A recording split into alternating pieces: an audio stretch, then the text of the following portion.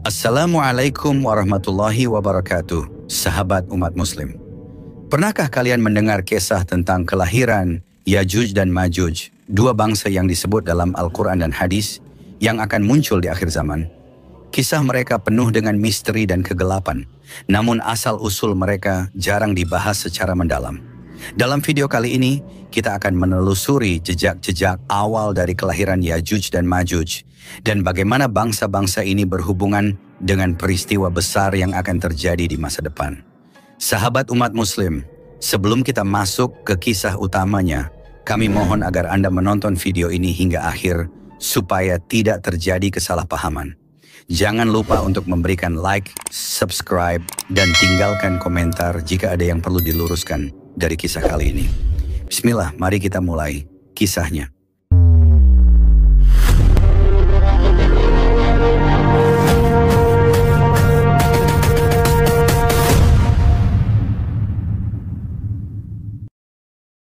Nabi Nuh alaihissalam adalah seorang nabi yang dikenal memiliki usia yang sangat panjang, mencapai 950 tahun. Dalam perjalanan hidupnya, Nabi Nuh alaihissalam dikaruniai anak laki-laki, Ham, Sam, dan Yafits. Dari keturunan mereka inilah, umat manusia berkembang menjadi berbagai bangsa dengan sifat dan karakter yang berbeda-beda. Ham, anak pertama, menurunkan bangsa Habsyi dan Zangi, yang dikenal dengan kulit mereka yang gelap. Sam, anak kedua, menjadi leluhur bangsa Arab, Romawi, dan Ajam. Sedangkan Yafits, anak ketiga, memiliki keturunan yang disebut sebagai bangsa Turki Barbar, Mongol, serta dua bangsa yang menakutkan, Yajuj dan Majuj. Namun, tidak semua sejarah ini hanya sekadar garis keturunan yang normal. Ada kisah yang lebih kelam, lebih dalam, mengenai bagaimana Yafits melahirkan keturunan yang tidak biasa, yakni golongan manusia yang kuat, brutal, dan liar. Golongan ini bukan hanya sekadar manusia biasa, mereka memiliki kekuatan luar biasa dan menjadi ancaman besar bagi umat manusia. Yafits memiliki seorang anak bernama Aaj, yang kemudian melahirkan Auj. Dari Auj lahirlah Unuk, sosok yang disebut-sebut sebagai manusia raksasa, makhluk besar dengan ukuran tubuh yang jauh melampaui manusia biasa. Menurut riwayat, Unuk dikenal sebagai seorang yang sangat kuat, bahkan mampu berjalan melintasi benua hanya dengan beberapa langkah. Dia bisa menyentuh langit dengan tangannya dan mencabut pohon terbesar di Mesir hanya dengan satu gerakan tangan.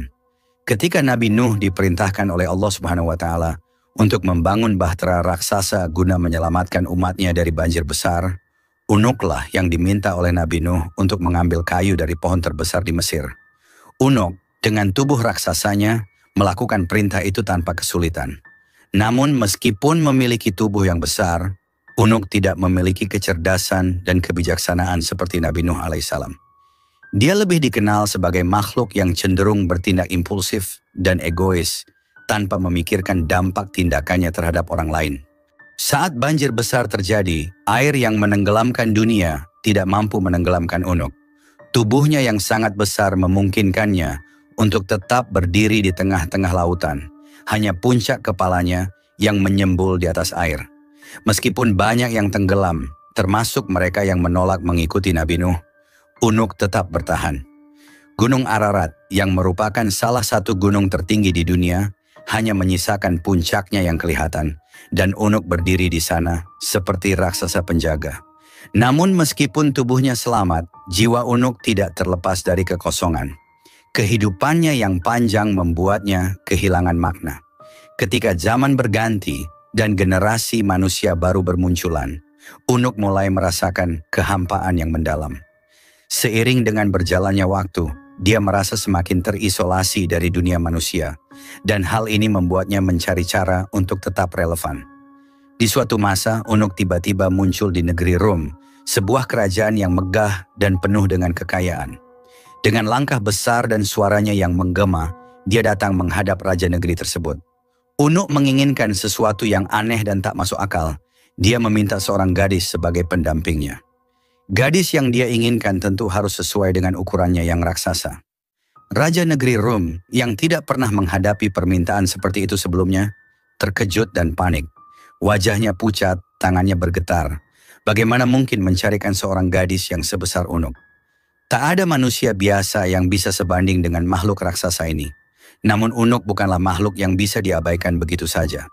Dengan suaranya yang menggema di seluruh penjuru istana, dia mengancam akan menenggelamkan seluruh negeri Rum jika keinginannya tidak dipenuhi.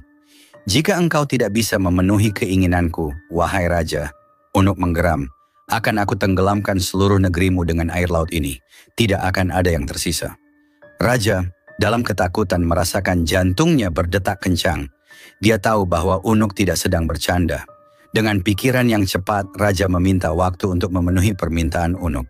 Dia berjanji untuk mencarikan gadis yang diinginkan oleh makhluk raksasa itu. Namun dia membutuhkan waktu. Berikan aku waktu, wahai Unuk, kata Raja dengan nada merendah.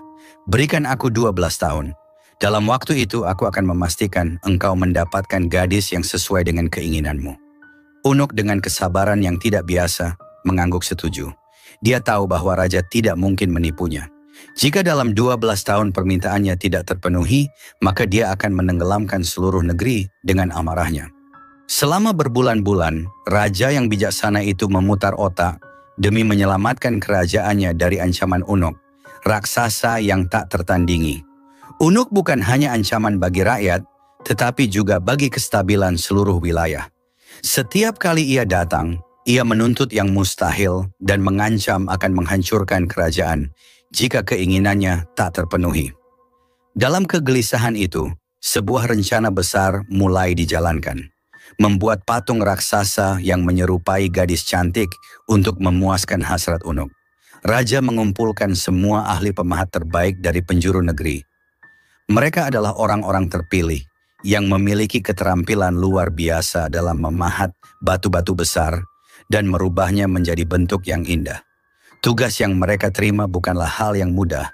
Mereka diperintahkan untuk memahat gunung batu menjadi patung gadis yang sempurna. Sebuah mahakarya yang tak hanya indah tapi juga harus menggairahkan. Raja memberikan mereka waktu 12 tahun untuk menyelesaikan pekerjaan itu. Sebuah batas waktu yang tampaknya terlalu panjang. Tetapi dengan ukuran patung yang setinggi gunung, mereka tahu bahwa ini bukanlah pekerjaan biasa.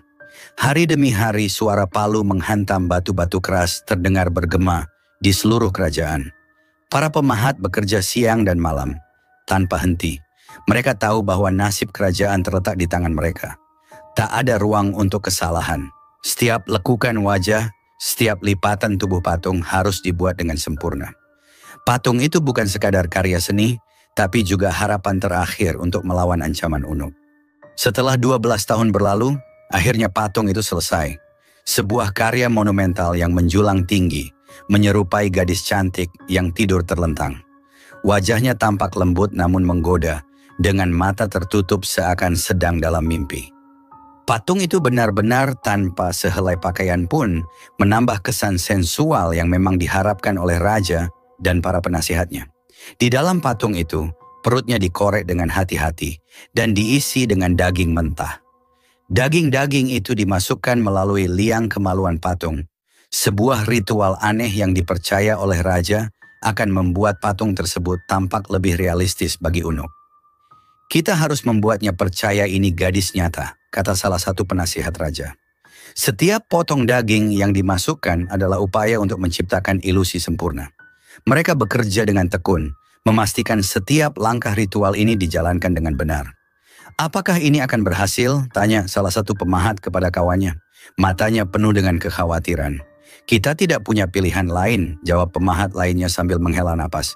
Jika ini gagal, seluruh kerajaan dan negeri ini akan hancur.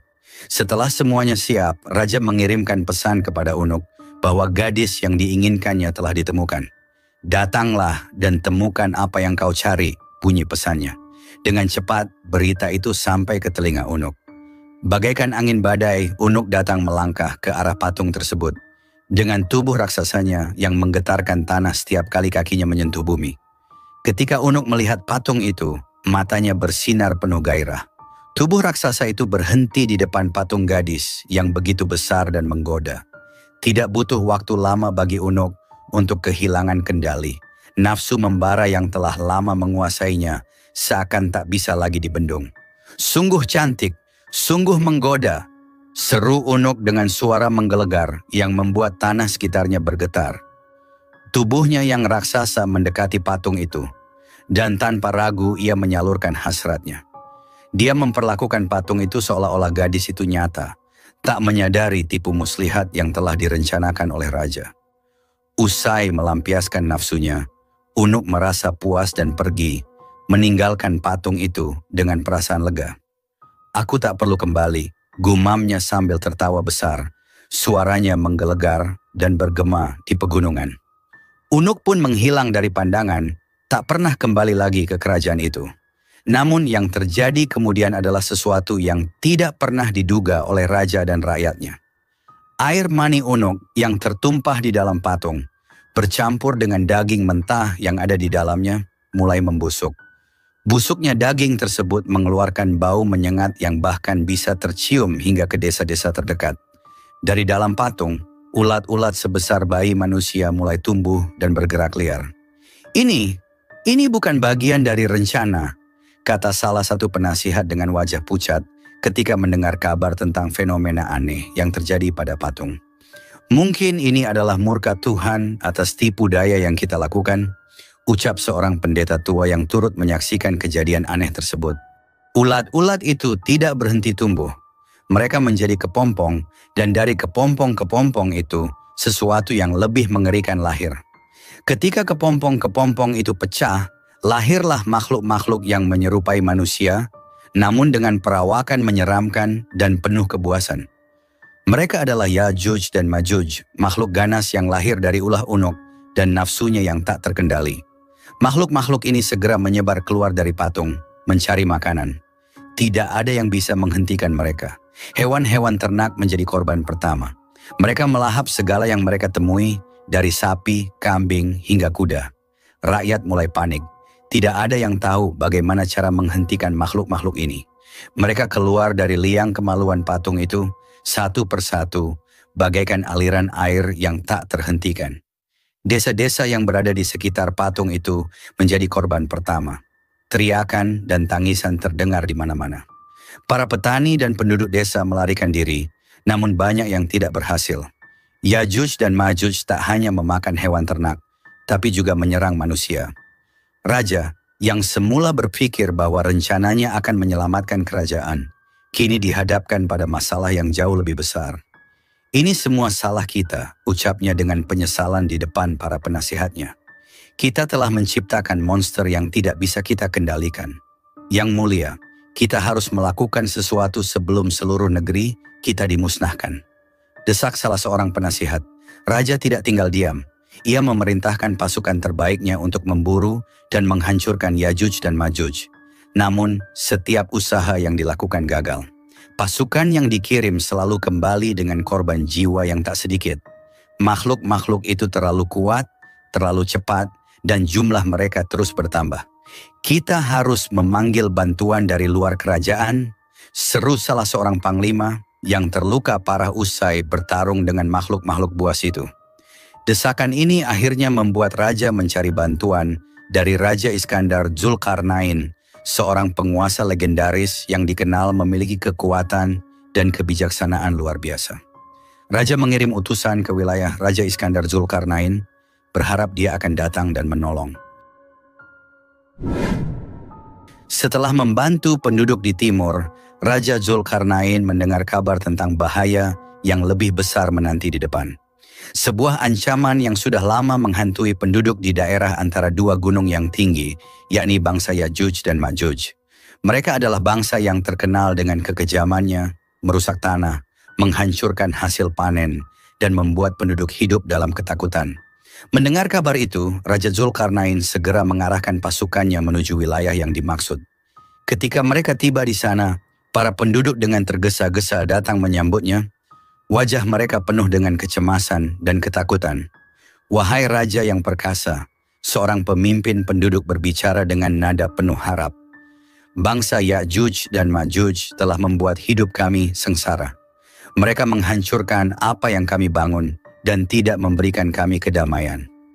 Kami tidak tahu harus berbuat apa lagi. Hanya Engkau yang bisa menolong kami." Raja Zulkarnain merenung sejenak, memikirkan nasib para penduduk yang terancam oleh bahaya besar ini. Lalu dengan keyakinan penuh, ia berkata, "Aku akan menolongmu. Tetapi pertama-tama, kalian harus bekerja bersama-sama denganku. Aku akan membangun penghalang yang kokoh di antara gunung-gunung ini untuk melindungi kalian dari mereka. Tetapi kalian harus membantu dalam prosesnya." Penduduk setempat bersorak dengan antusias. Mereka bersedia melakukan apapun untuk melindungi tanah mereka dari bangsa yang kejam itu. Maka dimulailah proyek besar pembangunan tembok antara dua gunung tersebut. Setiap hari, penduduk dan pasukan Raja Zulkarnain bekerja bahu-membahu.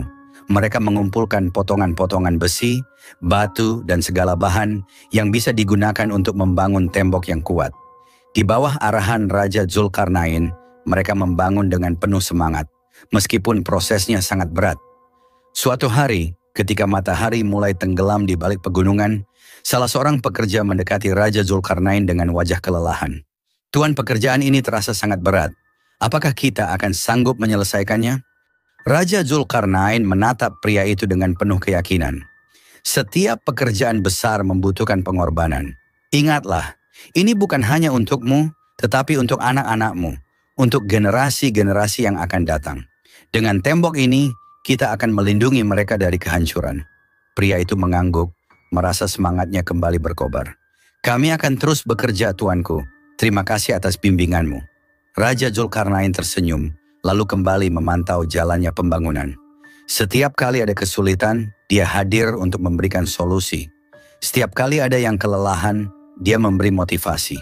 Dia bukan hanya seorang raja yang memerintah dari atas takhta, tetapi juga seorang pemimpin yang terlibat langsung di medan tugas. Namun tidak semua berjalan lancar.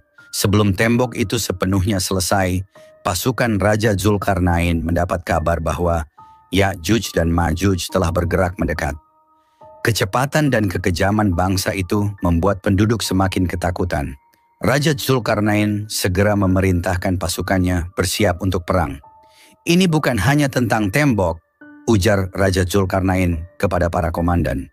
"Kita harus menghadapi mereka di medan perang, mengulur waktu hingga tembok selesai dibangun."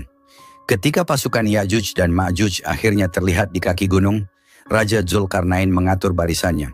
Dengan perisai yang bersinar di bawah sinar matahari dan pedang terhunus, pasukan Raja Zulkarnain berdiri kokoh, siap menghadapi gelombang serangan. Pertempuran berlangsung sengit. Ya'juj dan Ma'juj menyerbu dengan kekuatan yang tak terbendung. Suara dentingan pedang dan pekikan perang memenuhi udara, sementara debu dari pertempuran membumbung tinggi. Raja Zulkarnain dengan zirah berkilau dan helm baja memimpin langsung di garis depan, menebas musuh dengan ketepatan yang mematikan. Sementara itu, para penduduk dan sebagian pasukan yang tersisa terus bekerja tanpa henti menyelesaikan tembok besar tersebut. Di tengah kobaran perang, Raja Zulkarnain dan pasukannya bertempur dengan gagah berani, menghalau Ya'juj dan Ma'juj sejauh mungkin dari tembok yang belum rampung. Saat malam tiba, kedua belah pihak kelelahan. Namun Ya'juj dan Ma'juj tidak menunjukkan tanda-tanda mundur. Serangan mereka yang terus-menerus membuat barisan pertahanan pasukan Raja Zulkarnain terdesak. Namun di saat genting itulah, para pekerja akhirnya menyelesaikan bagian terakhir dari tembok besar. Tembaga panas dituangkan di atasnya, membuatnya menjadi benteng yang mustahil ditembus. Ketika Ya'juj dan Ma'juj mencoba menyerang tembok, mereka mendapati bahwa tidak ada jalan masuk.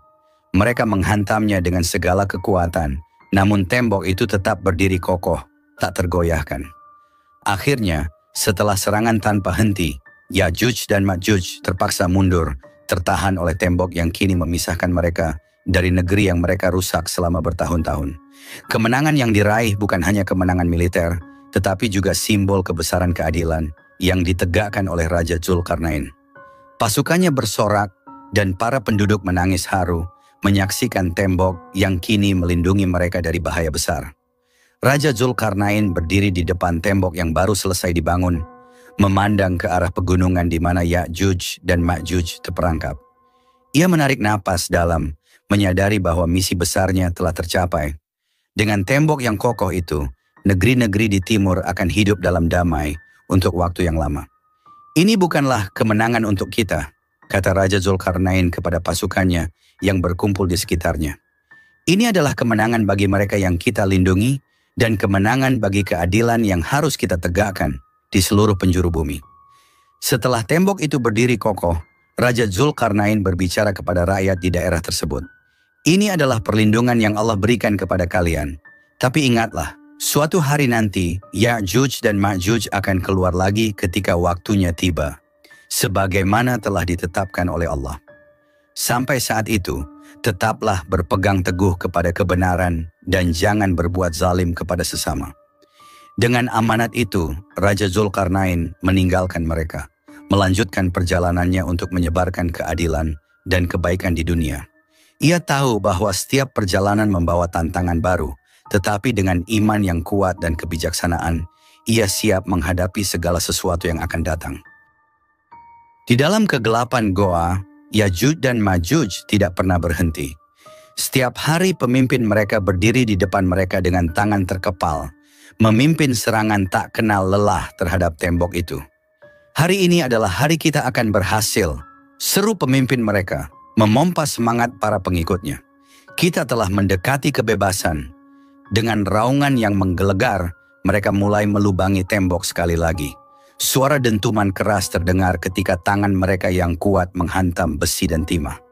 Peluh mengalir dari tubuh mereka yang besar, namun mereka tidak menunjukkan tanda-tanda kelelahan. Mereka adalah makhluk yang penuh dengan kekuatan liar, nafsu kebebasan yang tak terbendung. Dan setiap kali mereka melihat cahaya matahari yang menyelinap masuk dari lubang kecil yang berhasil mereka buat, harapan mereka menyala. Namun seperti biasa, pemimpin mereka mengingatkan, "Pulanglah, besok kita akan melanjutkan lagi." Saat mereka meninggalkan lubang itu, setiap kali keajaiban terjadi. Dinding itu kembali seperti semula, tanpa jejak sedikit pun dari usaha mereka. Frustrasi mulai merasuki mereka. Mereka tidak mengerti apa yang menyebabkan dinding itu selalu kembali utuh. "Ini tidak masuk akal," teriak salah satu dari mereka. "Apa gunanya kita bekerja keras setiap hari jika hasilnya selalu sia-sia?" Pemimpin mereka tetap tenang, meskipun dalam hatinya ia pun merasakan keputusasaan yang sama. Namun, ia tidak boleh menunjukkan kelemahan di depan pengikutnya. Kita hanya harus terus percaya pada janji Allah Subhanahu wa Ta'ala. Saat waktunya tiba, tidak ada yang bisa menghentikan kita. Dan mereka terus berusaha, hari demi hari, meskipun setiap kali mereka melihat secercah harapan dalam bentuk cahaya matahari, mereka harus menunggu lagi hingga keesokan harinya. Sampai akhirnya tibalah hari yang telah Allah Subhanahu wa Ta'ala tetapkan.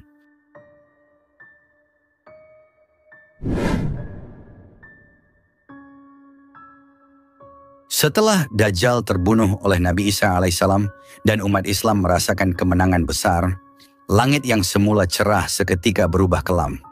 Kegembiraan yang singkat itu segera diiringi dengan ketakutan yang lebih mencekam. Di ujung cakrawala, angin kencang yang membawa debu, dan teriakan-teriakan kesakitan mengisyaratkan datangnya bencana baru yang lebih dahsyat. Dari kejauhan, terdengar gemuruh kaki-kaki yang menghentak bumi, bagai gelombang pasukan yang tak terbendung. Itulah mereka, Ya'juj dan Ma'juj, makhluk perusak yang telah lama dinubuatkan dalam hadis-hadis Rasulullah Shallallahu Alaihi Wasallam. Benteng yang selama ini menahan Ya'juj dan Ma'juj yang dibangun dengan kekuatan luar biasa oleh Raja Zulkarnain kini telah runtuh. Dinding baja dan besi yang memisahkan mereka dari dunia luar telah hancur dan pintu gerbang kehancuran pun terbuka lebar. Dari balik reruntuhan itu keluar makhluk-makhluk yang jumlahnya tak terhitung banyaknya. Mereka berdesakan menumpuk satu sama lain dengan wajah yang dipenuhi kebencian dan dahaga akan kehancuran. Mereka bergerak bagai banjir bandang, mengalir deras tanpa henti, menyapu bersih segala yang ada di hadapan mereka. Ya'juj dan Ma'juj tidak mengenal belas kasihan. Mereka menyerbu desa-desa, kota-kota, dan padang rumput, membunuh semua yang mereka temui, baik manusia, hewan, atau tanaman. Mereka merampas setiap jengkal tanah, meminum habis air sungai dan danau, membuat bumi gersang seketika. Kebun-kebun yang sebelumnya hijau dan subur berubah menjadi lahan tandus yang berdebu, dipenuhi reruntuhan dan tulang belulang. Tidak ada yang bisa lolos dari cengkeraman mereka. Binatang-binatang peliharaan seperti kambing dan sapi yang dulu menjadi sumber penghidupan umat manusia, kini habis dimangsa tanpa sisa. Jumlah Ya'juj dan Ma'juj sungguh di luar batas imajinasi banyaknya. Tiap individu dari mereka tidak akan mati sebelum melahirkan 1000 keturunan. Mereka berkembang biak begitu cepat, menjadikan jumlah mereka semakin tak terhitung. Di setiap sudut bumi, mereka menyebar dan menghancurkan, merusak apapun. Mereka tidak hanya melahap hewan-hewan yang ada, tetapi juga menghabiskan seluruh sumber daya alam. Gunung-gunung yang dulunya megah penuh dengan sumber makanan, dan hewan-hewan kini rata dengan tanah. Hutan-hutan yang rimbun berubah menjadi lahan kosong. Ya'juj dan Ma'juj adalah wabah yang tidak bisa dihentikan oleh tangan manusia. Air sungai-sungai yang dulu mengalir jernih, kini surut dan mengering. Setiap kali Ya'juj dan Ma'juj menemukan sumber air, mereka akan meminum habis hingga tak tersisa setetes pun. Sungai-sungai yang megah, yang pernah menjadi sumber kehidupan bagi berbagai peradaban, kini menjadi sungai kering yang hanya menyisakan lumpur di dasarnya. Danau-danau yang dulunya indah dan tenang berubah menjadi kawah kering yang tandus. Umat Islam yang baru saja merayakan kemenangan atas Dajjal, kini dihantui oleh rasa takut yang mendalam. Bahkan Imam Mahdi dan Nabi Isa alaihissalam pun tidak diberi perintah oleh Allah Subhanahu wa Ta'ala untuk memerangi Ya'juj dan Ma'juj secara langsung. Perintah yang datang adalah agar mereka dan umat Islam berlindung di gunung-gunung tinggi, menjauh dari amukan Ya'juj dan Ma'juj yang tak terhentikan. Saat itulah umat Islam dihadapkan pada ujian kesabaran yang begitu berat. Di lereng-lereng gunung yang curam, umat Islam berkumpul dalam kelompok-kelompok kecil, hidup dalam rasa takut yang mencekam. Langit selalu gelap oleh awan tebal, seolah menandakan bahwa bencana ini akan terus berlangsung. Dari atas gunung, mereka bisa melihat kehancuran yang ditimbulkan oleh Ya'juj dan Ma'juj di bawah sana. Asap hitam membubung tinggi, mencemari udara, sementara jeritan-jeritan mengerikan terdengar di kejauhan, menambah horor yang sudah mereka rasakan.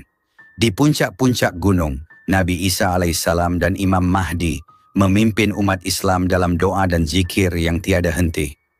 Hanya kepada Allah Subhanahu wa Ta'ala mereka memohon perlindungan. Meski hati mereka dipenuhi kecemasan, iman mereka tetap teguh. Mereka percaya bahwa pertolongan Allah Subhanahu wa Ta'ala pasti akan datang.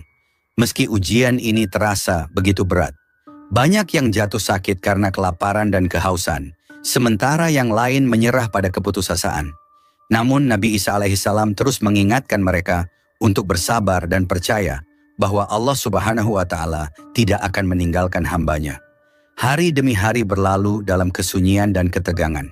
Tidak ada yang tahu kapan bencana ini akan berakhir. Dan Ya'juj dan Ma'juj terus menyebar tanpa henti. Dunia terasa semakin sempit, dan umat Islam merasa seperti sedang berada di ujung jurang kehancuran. Namun, Nabi Isa alaihissalam dan Imam Mahdi tidak henti-hentinya mengajak umat untuk terus memohon pertolongan Allah Subhanahu wa Ta'ala. Di tengah malam yang dingin dan gelap, lantunan doa mereka menggema, menyentuh langit dan menembus keheningan. Waktu berlalu dalam ketegangan yang mencekam. Umat Islam yang dipimpin oleh Nabi Isa alaihissalam dan Imam Mahdi terus berlindung di puncak-puncak gunung, sementara di bawah sana, Ya'juj dan Ma'juj terus menyebar ke seluruh penjuru bumi, menghancurkan apa saja yang tersisa.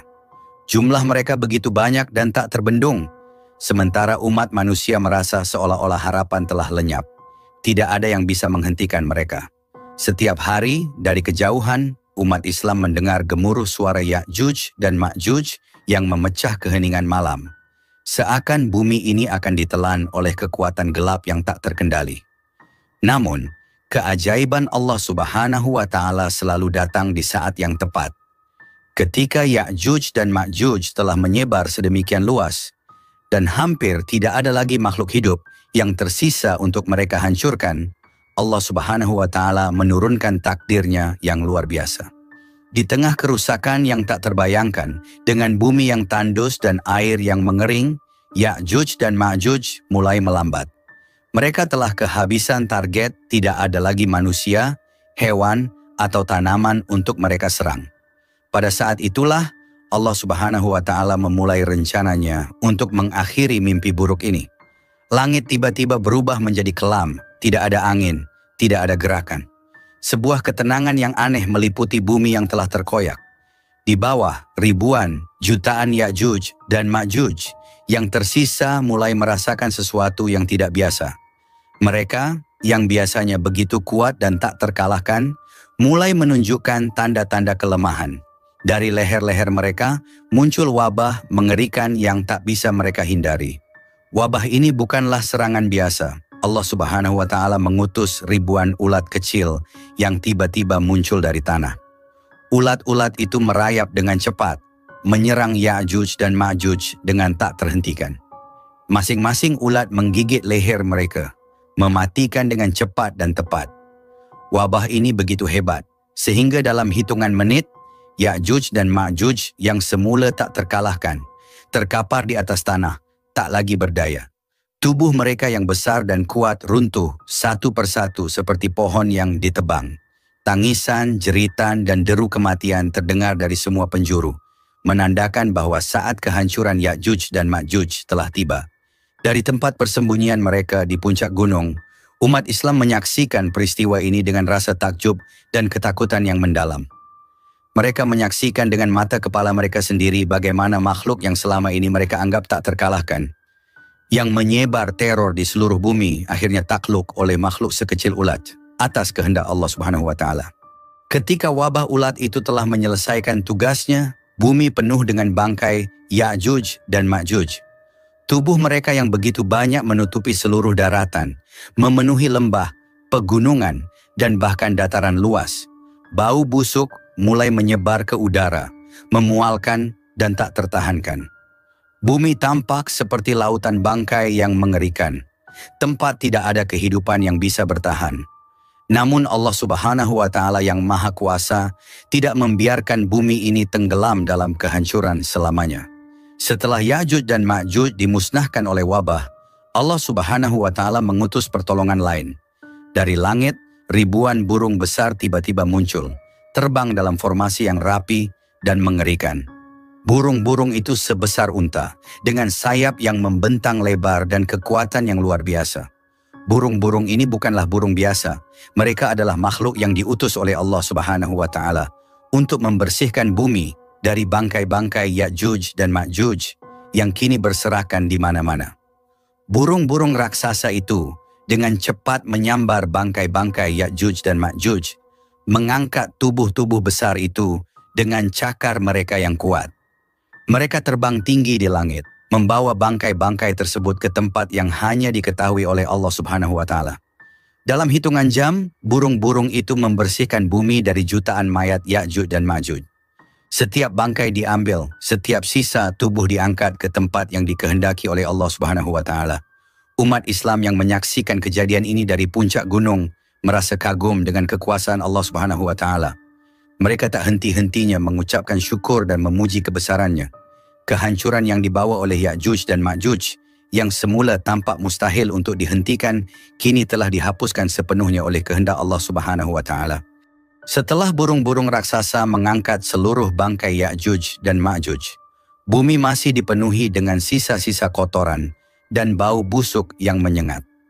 Kehancuran yang mereka timbulkan meninggalkan bekas yang mendalam, tidak hanya dalam bentuk fisik, tetapi juga dalam jiwa umat manusia yang selamat. Mereka masih bisa merasakan jejak kengerian dari hari-hari panjang ketika Ya'juj dan Ma'juj merajalela. Namun, Allah Subhanahu wa Ta'ala dengan rahmatnya yang tak terbatas tidak membiarkan bumi ini tetap kotor dan tercemar. Tak lama setelah burung-burung raksasa pergi, langit yang kelam mulai memancarkan kilatan cahaya. Guntur menggelegar dan angin kencang mulai bertiup, membawa aroma segar yang belum pernah dirasakan umat manusia dalam waktu yang sangat lama. Hujan pun turun, bukan hujan biasa, melainkan hujan deras yang tak tertahankan. Butir-butir air yang turun dari langit begitu deras dan bersih, membersihkan setiap sudut bumi yang telah dihancurkan oleh Ya'juj dan Ma'juj. Air itu mengalir deras, membersihkan setiap sisa kotoran, setiap jejak kehancuran yang tersisa. Bumi yang tadinya kotor dan penuh dengan bau busuk, kini mulai bersih kembali. Setiap lembah, setiap gunung, dan setiap dataran yang dipenuhi bangkai dan kotoran, kini dibasuh oleh hujan yang dikirim oleh Allah Subhanahu wa Ta'ala. Hujan ini berlangsung selama beberapa hari, tak pernah berhenti. Umat Islam yang sebelumnya terkurung di puncak gunung karena ketakutan, kini bisa merasakan kedamaian. Mereka turun dari gunung dengan penuh rasa syukur, menyaksikan bumi yang kembali bersih.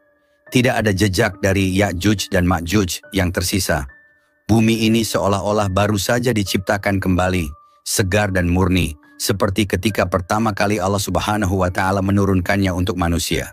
Setelah bencana besar ini berakhir, umat Islam kembali ke dataran dengan perasaan lega dan syukur. Mereka menyadari bahwa mereka telah melalui salah satu ujian terberat dalam sejarah umat manusia. Ketika Ya'juj dan Ma'juj telah dihancurkan dan bumi dibersihkan, Nabi Isa alaihissalam dan Imam Mahdi memimpin umat untuk memulai kembali kehidupan baru. Mereka membangun kembali desa-desa dan kota-kota yang telah dihancurkan, menanami kembali tanah yang gersang, dan mendirikan kembali rumah-rumah yang roboh. Namun, lebih dari itu mereka membawa pelajaran yang sangat berharga. Kehancuran yang dibawa oleh Ya'juj dan Ma'juj telah menunjukkan kepada umat manusia betapa lemahnya mereka tanpa perlindungan Allah Subhanahu wa Ta'ala. Meskipun mereka tidak dapat melawan Ya'juj dan Ma'juj dengan kekuatan fisik, mereka mampu bertahan karena keimanan dan keteguhan hati mereka kepada Allah Subhanahu wa Ta'ala. Umat manusia yang selamat dari bencana besar ini hidup dalam rasa syukur yang mendalam. Mereka tahu bahwa pertolongan Allah Subhanahu wa Ta'ala datang di saat yang tepat, dan mereka diajarkan bahwa dalam menghadapi ujian yang paling berat sekalipun, keimanan kepada Allah Subhanahu wa Ta'ala adalah kunci untuk bertahan. Dalam kesunyian bumi yang kini kembali damai, umat Islam melantunkan zikir dan doa, mengingat bahwa dalam setiap kehancuran selalu ada kebangkitan, dan dalam setiap ujian selalu ada rahmat Allah Subhanahu wa Ta'ala yang menyertainya. Sahabat umat muslim, kisah tentang Ya'juj dan Ma'juj yang penuh dengan pelajaran dan tanda-tanda akan datangnya hari kiamat. Semoga kita semua bisa mengambil hikmah dari cerita ini dan semakin memperkuat iman kita kepada Allah Subhanahu wa Ta'ala. Jangan lupa, kita sebagai umat muslim harus selalu siap dengan bekal iman, ilmu, dan amal saleh agar terhindar dari fitnah dan ujian yang berat di akhir zaman. Jika kalian merasa video ini bermanfaat, jangan ragu untuk like dan subscribe agar channel umat muslim semakin berkembang. Akhir kata, wassalamualaikum warahmatullahi wabarakatuh.